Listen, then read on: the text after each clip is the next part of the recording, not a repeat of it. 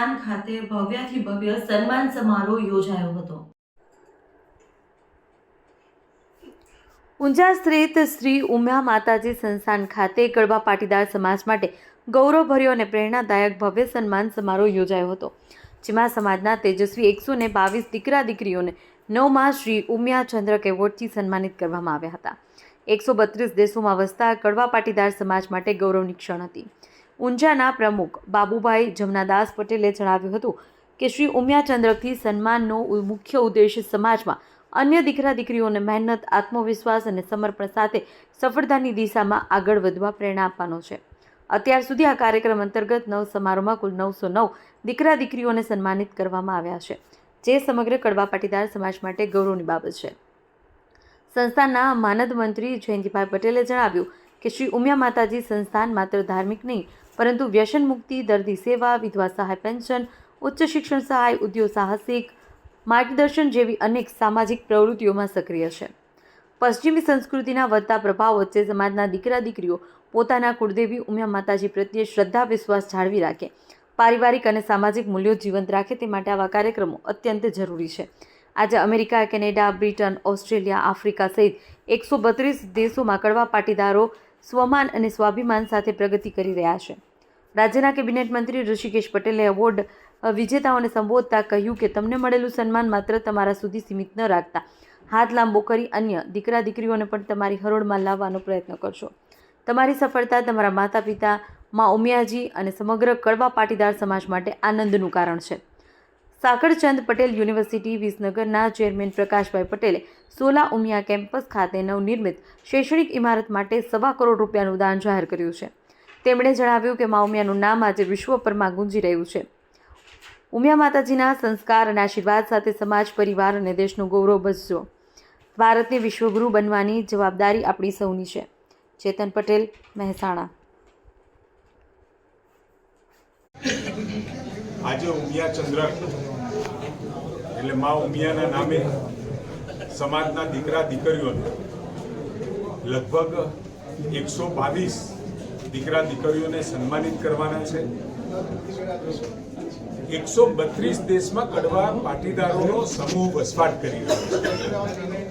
સમગ્ર વિશ્વમાં કહીએ તો પણ ચાલે કે ક્યાંક ને ક્યાંક કડવા પાટીદારનો દીકરો કે દીકરી વસવાટ કરતા હોય ને ત્યાં આગળ જ્યાં વસવાટ કરતા હોય એ દેશોના વિકાસમાં પણ દૂધમાં સાકરની જેમ ભળી જઈ અને આ તમામ દીકરા દીકરીઓ પાટીદારોના પ્રતિનિધિત્વ ભારતનું કરી રહ્યા છે, ગુજરાતનું કરી રહ્યા છે। આ બધાની કુળદેવી એટલે માતા ઉમિયા, શ્રદ્ધા અને આસ્થાનું કેન્દ્ર એટલે માતા ઉમિયા ઊંઝા સંસ્થાન।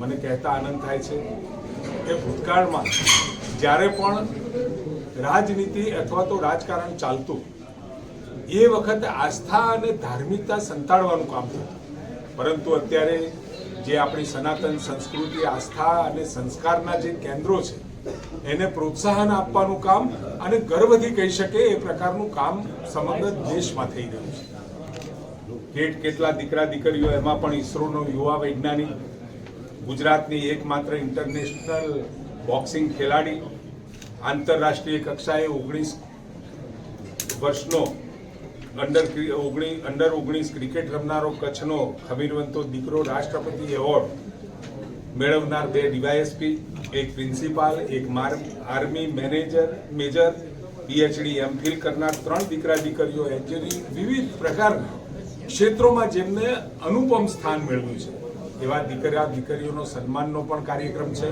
અને સાથે આ સમાજ દ્વારા અને ઊંઝા માતા ઉમિયા સંસ્થાન દ્વારા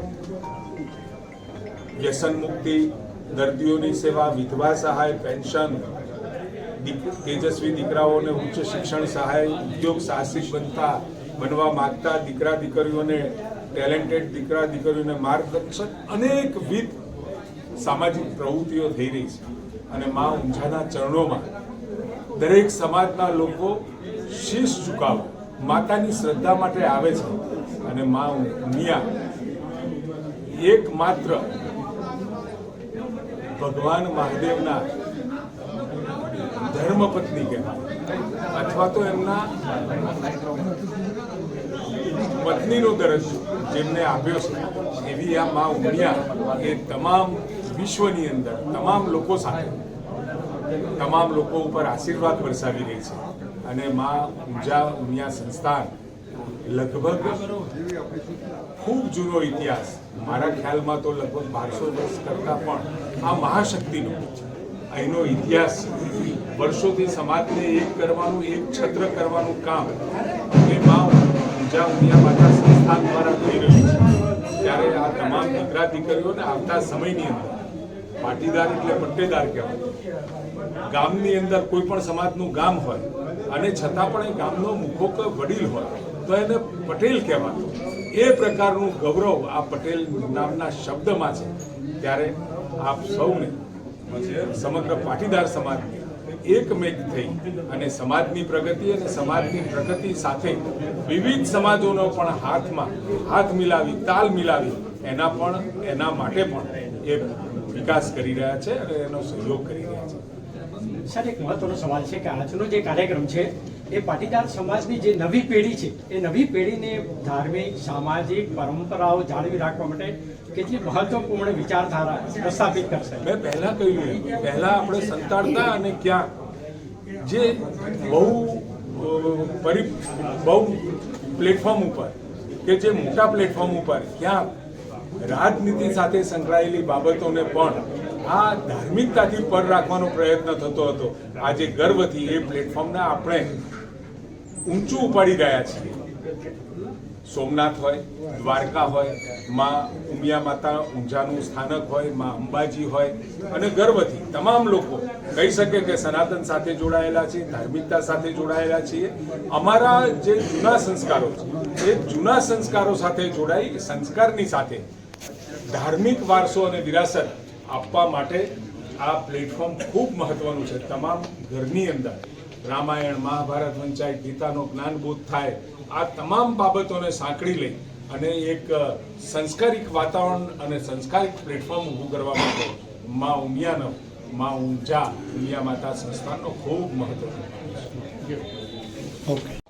ખૂબ મહેનત કરી રહ્યા છે, સમર્પિતતાના ભાવથી અતૂટ શ્રદ્ધા, આસ્થા મા ઉમિયા સાથે ધરાવી રહ્યા છે અને પ્રગતિના પંથો પર શ્રી કડવા પાટીદાર કુળદેવી શ્રી ઉમિયા માતાજી સંસ્થાનની અંદર સમગ્ર વિશ્વના પાટીદારોની અતૂટ આસ્થાનું કેન્દ્ર છે. આપણે સૌ જાણીએ છીએ.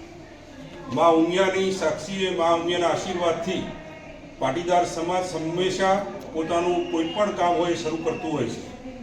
વિશ્વની અંદર પાટીદાર સમાજે જે પ્રગતિ કરી છે એ માતાજીના આશીર્વાદથી થઈ છે. અને માતાજી સંસ્થાન વર્ષોથી સામાજિક સાથે શિક્ષણ, આરોગ્ય અને સમાજને સાચી દિશા મળી શકે એવા અલગ અલગ સંકલ્પો અને કાર્યક્રમથી કામ કરતું હોય છે. આજે 9મી વખત શ્રી ઉમિયા ચંદ્રક 120 તેજસ્વી તારલાઓને આપવાનું આ કાર્યક્રમનું આયોજન થયું છે. તે ખૂબ જ ગૌરવપૂર્ણ છે. સમાજના દીકરા દીકરીઓ જ્યારે ભારત દેશની પ્રગતિની અંદર જવાબદારી લેતા હોય ત્યારે પાટીદાર સમાજ હંમેશા તેમનું માન અને સન્માન વધારવા માટે આવા કાર્યક્રમનું આયોજન કરે છે. આપણે સૌ જાણીએ છીએ કે પાટીદાર સમાજ એ જીવનની અંદર ખૂબ જ મહેનત કરીને પરસેવો પાડી અને આ સ્થાને પહોંચ્યો છે.